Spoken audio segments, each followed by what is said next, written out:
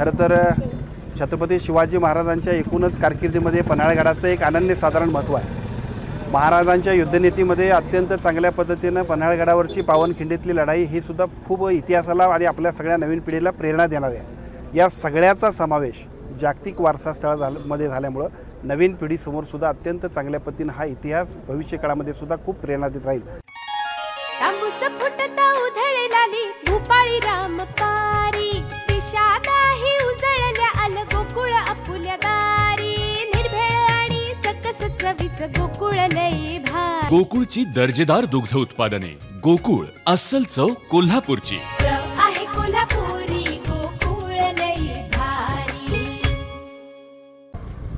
कालच डिक्लेअर झालेल्या छत्रपती शिवाजी महाराजांच्या 12 किल्ल्यांचा जो समावेश झाला जागतिक वारसा स्थळामध्ये आणि त्याच्यामध्ये पन्हाळगडाचा सुद्धा समावेश झाला, हा आपल्या सगळ्या कोल्हापूरवासियांच्यासाठी अभिमानाचा, सन्मानाचा आणि खूप प्रेरणा देणारा अशा पद्धतीचा क्षण आहे। कोल्हापूरचा पालकमंत्री म्हणून मी पहिल्यांदा देशाचे पंतप्रधान आदरणीय नरेंद्रजी मोदी साहेब, महाराष्ट्राचे मुख्यमंत्री आदरणीय देवेंद्रजी फडणवीस साहेब, आदरणीय उपमुख्यमंत्री एकनाथजी शिंदे साहेब आणि आदरणीय अजितदादा पवार साहेब आणि विशेषतः सांस्कृतिक कार्यमंत्री आदरणीय आशिष शेलार साहेब या सर्वांचं मनापासून अभिनंदन करतो, त्यांना खूप खूप शुभेच्छा देतो।